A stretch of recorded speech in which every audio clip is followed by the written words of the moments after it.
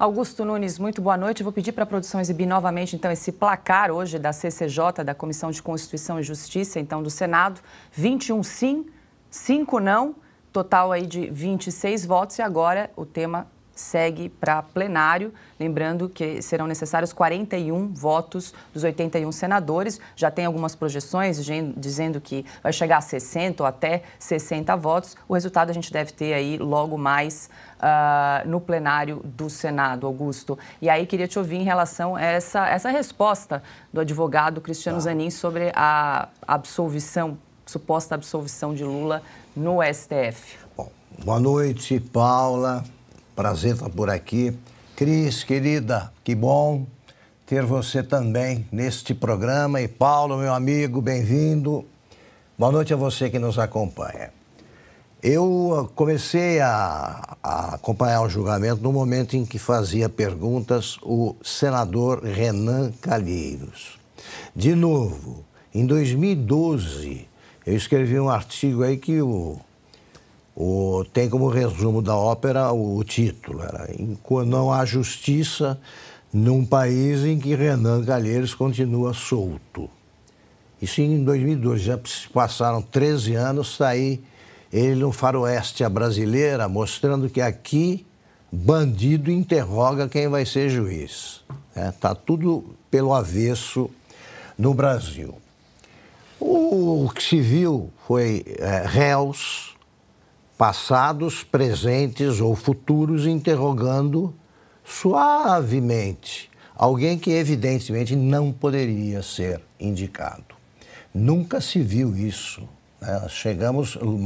Avançamos mais um pouco em direção ao passado, como se fosse é um órgão do império. É esse aqui, tudo bem. A Constituição determina que um juiz da Suprema Corte tenha ilibada reputação e notável saber jurídico.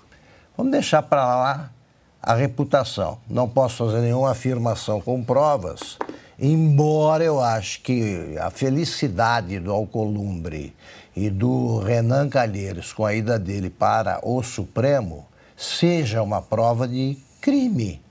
É um dia que o Renan fica feliz aí com a minha nomeação para qualquer cargo no tribunal, podem suspeitar de mim. Não tenha dúvida, eu sou comparsa. O critério que o Lula usa é muito simples. Precisa ser um cara para quem ele possa telefonar durante a madrugada e que seja jovem. Se eu não me engano, ele tem 47 anos, né? Vai ficar 28. Até atingir os 75, que agora é essa idade limite. E ele vai votar a favor do Lula em todas as decisões que o Supremo tomar. Eu imagino, se o nosso Gilmar Mendes, o decano, ele inventou o choro, o pranto convulsivo sem lágrimas, no dia em que terminou aquela farsa que resultou na absolvição, não. Vamos discutir isso aí. Na soltura do Lula e tal, se ele chorou daquele jeito, agora a lágrima vem. Imagina a emoção dele com a posse do pupilo. Mais um, né, que vai jogar no time do Gilmar Mendes, que tem como artilheiro o Alexandre de Moraes e detém a maioria do Supremo. Vamos lá. O Lula não foi absolvido pelo Supremo. Isso é o que o ministro Alexandre chama de fake news e eu chamo de mentira, que é a palavra certa. Não foi absolvido pelo Supremo em ocasião nenhuma. O Supremo anulou, foi uma chicana costurada pelo mais furtivo dos ministros que existem lá, que é o Edson Fachin. Durante 2 anos ele votou normalmente, tomou decisões ligadas ao processo que corria em Curitiba. Na última decisão ele decidiu que o que ele tinha feito estava errado. É a lei do CEP. Foi para Brasília. Por quê? Dizia, os crimes não ocorreram em Curitiba, ué, nem em Brasília. Nem em Brasília, vários. Cometeram crime em todos os lugares. Agora, era assim, a Lava Jato, o juiz da Lava Jato era o juiz natural do caso, claro. Quem descobre um caso, quem começa a julgar é que tem que cuidar disso. O resto é conversa de advogado defendendo uma causa. Mais um advogado vai para o Supremo sem escalas. Nunca julgou um furto, nunca decidiu sobre uma briga de uma arruaça de cidade pequena. Vai para o Supremo. E a partir de agora é juiz. Como notável saber se não escreveu nenhum livro da própria Lavra, que ele assinou. Ele assina livros. O advogado do Lula escreveu um livro. Eu já estava pensando em assinar livros, que eu me confundi, estava pensando, vocês sabem em quem. É no ministro Alexandre.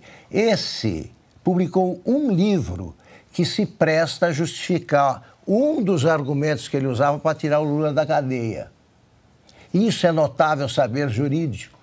Ele nunca julgou, meu Deus do céu, e o Lula vai telefonar para ele antes de cada voto, porque o Lula já mostrou que é irrecuperável e governa com um monte de casos de polícia que não tem salvação, não tem cura.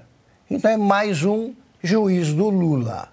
Isso não acontece em nenhuma Corte Suprema que mereça esse nome. Bom, e a gente divulgou aqui o placar de 21 votos sim, 5 não, e o senador Cleitinho, de Minas Gerais, declarou publicamente o voto dele não, e acho que vale a pena a gente acompanhar o voto e a declaração do senador Cleitinho na tarde de hoje. Eu deixar aqui já meu voto aqui publicamente, porque para mim, a administração pública, para mim, o princípio dela é a transparência. Eu devo isso ao meu eleitor que votou em mim. Meu eleitor quer saber em quem que eu votei. Até acho respeito aqui, mas eu acho que não deveria ter voto secreto. O voto deveria ser aberto. Se o representante, a gente é representante, a gente teve o voto do eleitor. A hora que chega aqui, a gente vai votar secreto. Então, quero deixar bem claro que meu voto é contra e vou explicar meus motivos do meu voto ser contra. Primeiro, não é nada contra o senhor. Fique claro isso. Eu acho que aqui, quando era o Bolsonaro, a oposição pegou e votou contra. Né? Agora nós somos oposição e estamos votando contra. Então tem um consenso aqui que não é legal o presidente indicar, dependendo. Então já tem uma PEC que Deus 2019, cabe a vossas excelências, como eu aqui, votar esse projeto. A gente pegar e tirar essa indicação do presidente. A gente colocar mandato. Agora, cabe a nós discutir isso. A gente precisa, como essa casa é cara, a gente tem que ser produtivo. Então, assim, o que eu não voto no senhor é pelo fato do senhor ser advogado do presidente Lula. E aí vai falar assim, Cleitinho, mas se fosse o Bolsonaro também indicando advogado dele, eu votaria contra. Porque é questão de transparência. Para mim, política é transparência. Mas como todo mundo já disse que já vou chamar de Vossa Excelência, você será o ministro, o que eu vou te pedir aqui é pelo povo. Olhando nos seus olhos aqui. Julgue a favor do povo. Quer complementar, Augusto? Eu deixei de dizer o seguinte, o Supremo não absolveu ninguém, o Lula não foi absolvido porque foram anuladas as decisões, anulados alguns processos. Eles, por isso eu chamo de chicana o que houve, devolveram para a primeira instância os processos sob a alegação de que o Lula voltava a ser inocente também porque não se pode começar a cumprir a pena depois da condenação em segunda instância, como acontecia. Eles mudaram de ideia, acontecia até há poucos anos. Então é mentira que o Lula foi absolvido. Paulo, quero te ouvir em relação a essa declaração aí do senador Cleitinho, de Minas Gerais, né? Ele fala muito em transparência e é muito objetivo quando declara o voto, diz que não vai votar, que vai votar contra, né, a indicação de Cristiano Zanin pelo fato de ele ser advogado de Lula. Estamos sem o som, Paulo. Opa, Pronto. agora sim. Agora sim. O Cleitinho foi muito feliz na fala dele, eu gostei bastante. Ele tem esse modo de se expressar, né? Ele se expressa uma forma muito simples e muito eficaz para comunicar as suas posições. E o fez em respeito aos seus eleitores, mostrou a eles qual era a posição, e é uma posição muito clara, muito objetiva e, ao meu ver, muito correta e coerente. Conforme eu falei aqui na minha primeira explanação, a indicação do Zanin tem um vício de origem. Ele poderia ter sido autor de 86 livros sobre direito constitucional. A carreira dele é marcada e ele está lá indicado por ser advogado do Lula e não pelos livros que publicou ou pelos que ele não publicou. Esse vício de origem é suficiente para rejeitar, mas o Senado, que não tem a postura que deveria ter, que não tenta sanar essa situação em que o leva a essa condição de ser subserviente do Supremo, que é atacar a história do foro de prerrogativa de função, que muita gente chama de foro privilegiado, e eu acho isso um erro. Esse foro ele é privilegiado por Renan Calheiros, que tem amizades, que tem relações, e aí ele consegue trabalhar.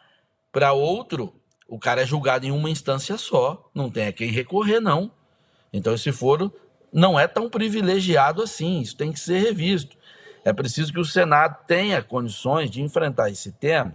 Já fez uma PEC, a Câmara, para ser verdadeiro com o Senado, a Câmara que não votou, mas cabe também fazer essa pressão, né, de tirar a prerrogativa do Supremo Tribunal Federal de ser uma corte criminal, seja lá de quem for.